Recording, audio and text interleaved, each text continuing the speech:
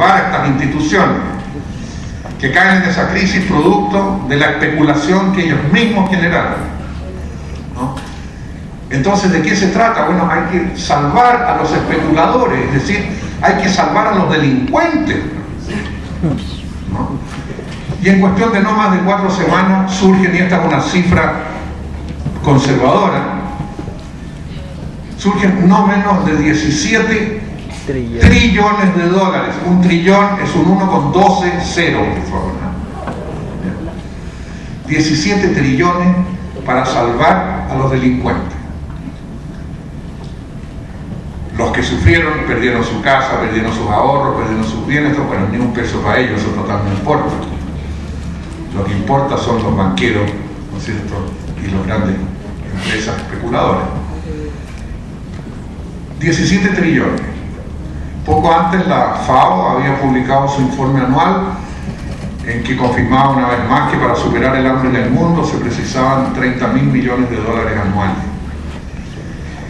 Y les confieso que yo, como economista heterodoxo que soy, hasta ese día yo honestamente, yo había trabajado en Naciones Unidas varios años en el pasado, y hasta ese día yo estaba honestamente convencido de que realmente era muy difícil reunir los recursos necesarios para superar el hambre en el mundo. Lo creía sinceramente.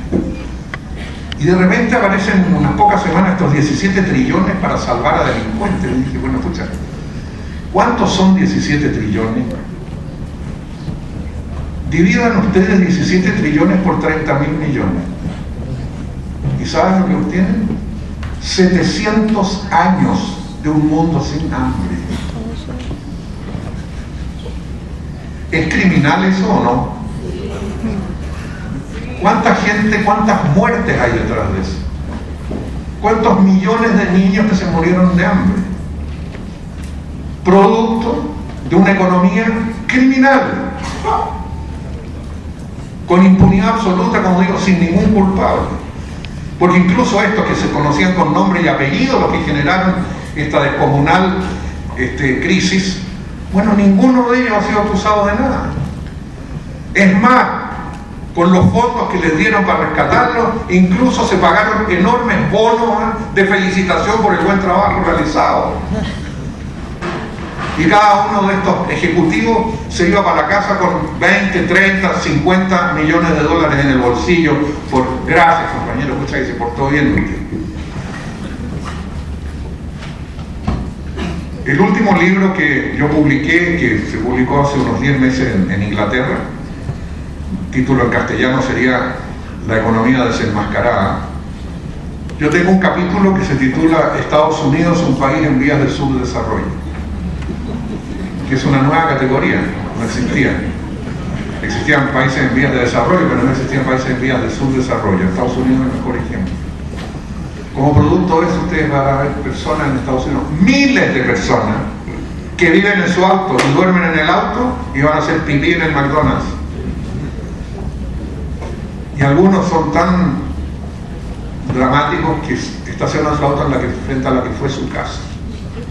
Otros viven en carpa, en parques, en todos lados. Decenas de miles de personas. 50 millones de americanos no tienen ninguna protección de salud. La infraestructura se ha deteriorado de una manera catastrófica, la educación igual, bueno, la salud ya acabo de decir, lo mismo. Bueno, y se sigue insistiendo en un modelo destructivo, criminal y perverso. Y lo más asombroso es que se insiste en esos países que generaron ese modelo, un modelo que ha sido capaz de destruir sus propios países. Europa, Estados Unidos eran los países que nosotros queríamos emular, ¿no? Porque, pucha, ojalá pudiéramos ser como los europeos, que sería sensacional. Bueno, miren cómo están los europeos.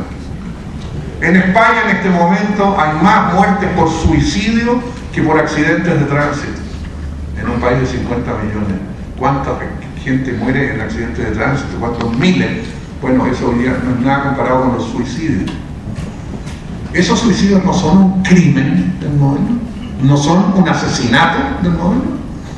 Bueno, y en Grecia ni hablar, ¿no es cierto? Y se insiste en un proceso a través del cual se insiste a alguien que ya no tiene ropa, no tiene comida, no tiene casa, no tiene nada, se dice, bueno, pero sé más austero, pobre. Sí. Si no te pones más austero, bueno, entonces estamos liquidados. O sea, además hay un componente demencial.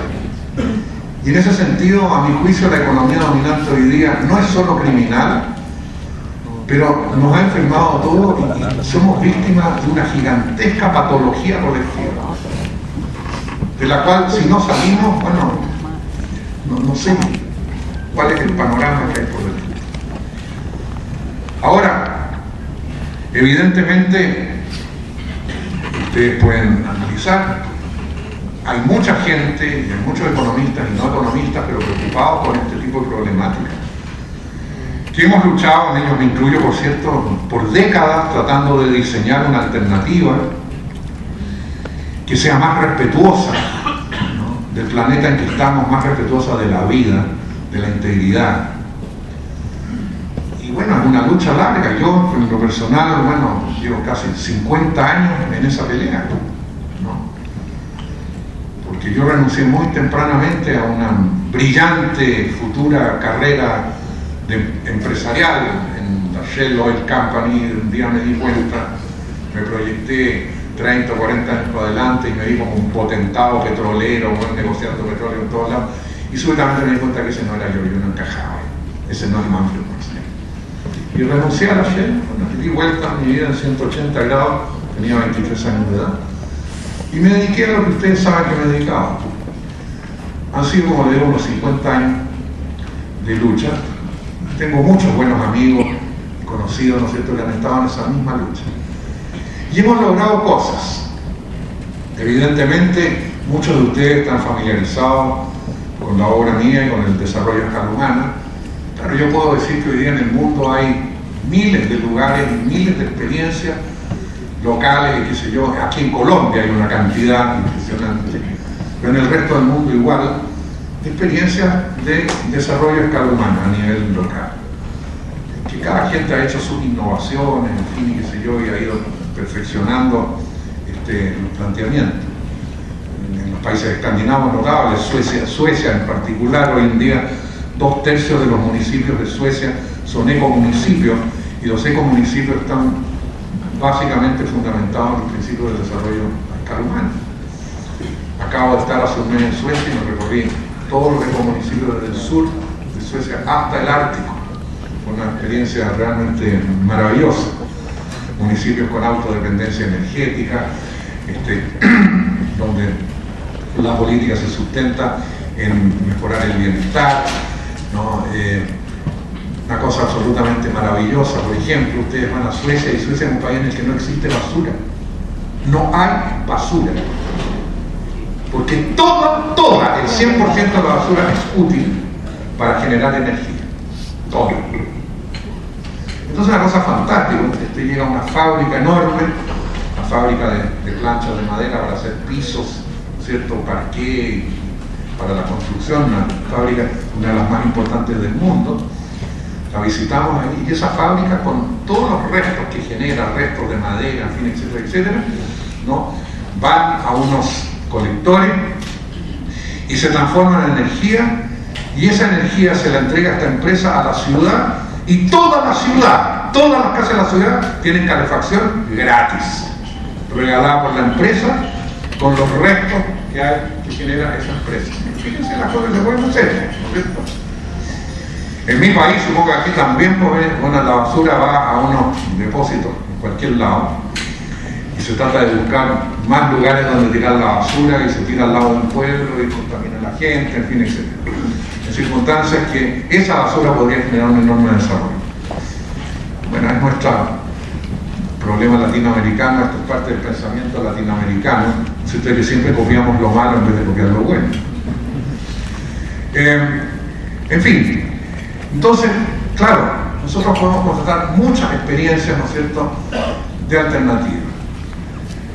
Pero yo planteaba, en algún momento, me ocurre a mí por lo menos, yo miro, bueno, mira, todas partes aquí están estas experiencias de desarrollo a escala humana, pero de alguna manera lo que yo constato son cientos o miles de anécdotas que no hacen historia.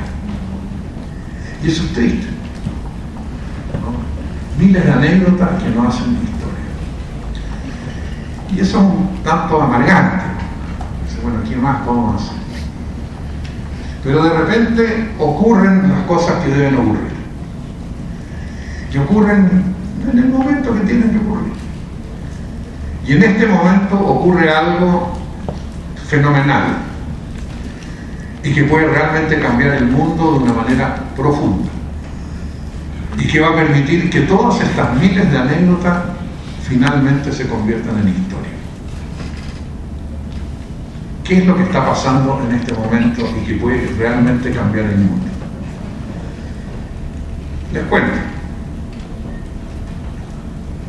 Al origen de la historia. Hay un pequeño paisito, un país muy pequeñito,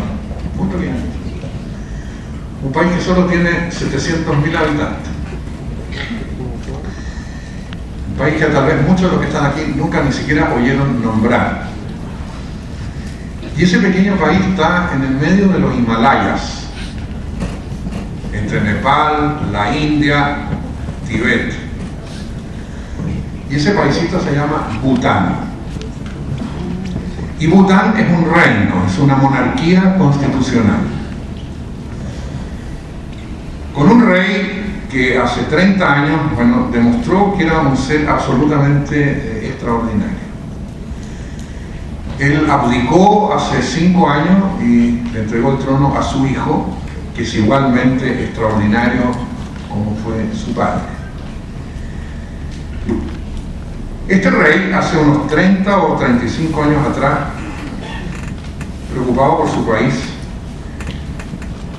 hizo el siguiente planteamiento: para nosotros, mucho más importante que el Producto Interno Bruto es la felicidad interna bruta.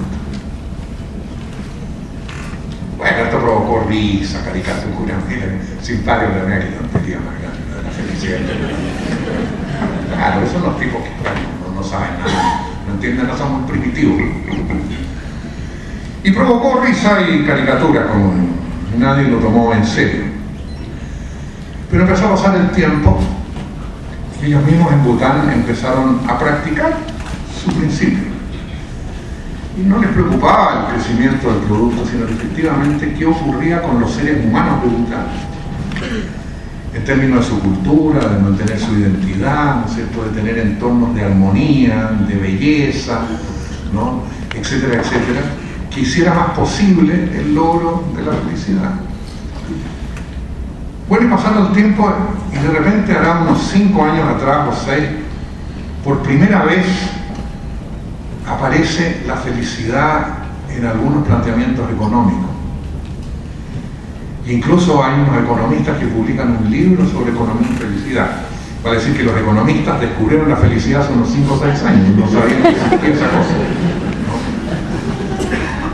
Incluso el Banco Mundial hace unos 5 años atrás hizo un seminario, no muy grande, no voy a ser muy grande, sino que más bien más chiquito, sobre felicidad. Bueno, eso significa, parece que ya la cosita está, el bichito está entrando, ¿no?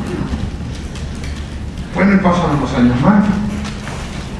Y finalmente, agosto 2011, la delegación de Bután en la Asamblea General de las Naciones Unidas propone que las Naciones Unidas debiera preocuparse de que se diseñe un nuevo paradigma económico y de desarrollo totalmente distinto de lo que existe, y un paradigma cuyo fundamento debiera ser el bienestar y la felicidad, y no el crecimiento. Esta propuesta de la delegación de Bután fue inmediatamente apoyada por 68 países.